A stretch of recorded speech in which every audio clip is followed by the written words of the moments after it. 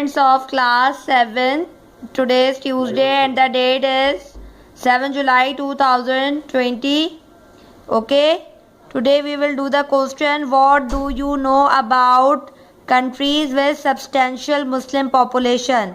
मतलब ये कि वो कंट्रीज़ जो कि मुस्लिम कंट्रीज़ नहीं है लेकिन वहाँ की बहुत बड़ी आबादी मुसलमानों की है, जैसे कि इंडिया में मुसलमानों की हुकूमत नहीं है लेकिन एक मुस्लिम कंट्री नहीं है इंडिया, लेकिन वहाँ पे बहुत ज़्यादा तादाद में मुसलमान रहते हैं।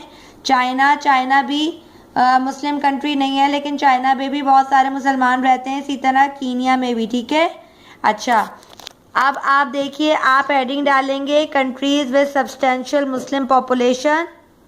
ठीक है, फिर आप हेडिंग डालेंगे नेटिव पॉपुलेशन की। Besides independent and sovereign Muslim states, Muslims are also living in various non-Muslim countries in a sizable minority। यहाँ तक लिखेंगे। फिर इंडिया की हेडिंग डालेंगे, फिर लिखेंगे it is the largest country of south Asia in respect of Muslim population. फिर आप डालेंगे हेडिंग चाइना की और ये पूरा पैराग्राफ लिखेंगे चाइना का। ठीक है, नज़र आ रहा है आपको। फिर कीनिया का लिखेंगे ये पैराग्राफ आप लोग, सही है। China has a population of more than 1.3 billion of which Muslims are 13 million।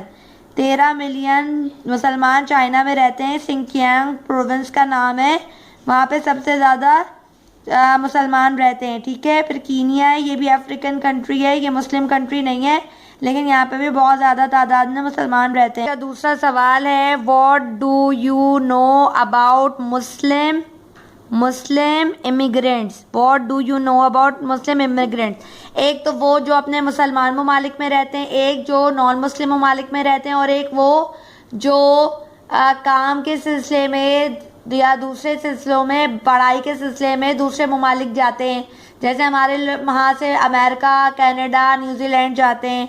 तो लास्ट डिकेड यानी पिछले 10 सालों में मुख्तलिफ कंट्रीज़ ने अपने यहाँ मैन पावर की कमी की वजह से, क्योंकि उनके यहाँ लोगों की कमी थी, उन्होंने इमिग्रेशन स्कीम्स अनाउंस की। इमिग्रेशन यानी उन्होंने दूसरे मुल्कों से लोगों को बुलाया। तो पुअर कंट्रीज़ और थर्ड वर्ल्ड कंट्रीज़ जैसे कि पाकिस्तान, इंडिया के बहुत सारे लोग इन ममालिक में गए। ठीक है, इसी वजह से, इन स्कीम्स की वजह से बहुत सारे मुसलमान अब कनाडा, यूएसए, न्यूजीलैंड और ऑस्ट्रेलिया में मुकीम हैं, क़याम पजीर हैं, and they are called immigrants. और उनको क्या कहा जाता है? इमिग्रेंट्स। इनको क्या कहा जाता है? इमिग्रेंट्स। ठीक है, what do you know about Muslim immigrants में आपने निशान लगाया हुआ है, ये आप लोग यहाँ तक लिखेंगे। ठीक है क्लास 7, थैंक यू।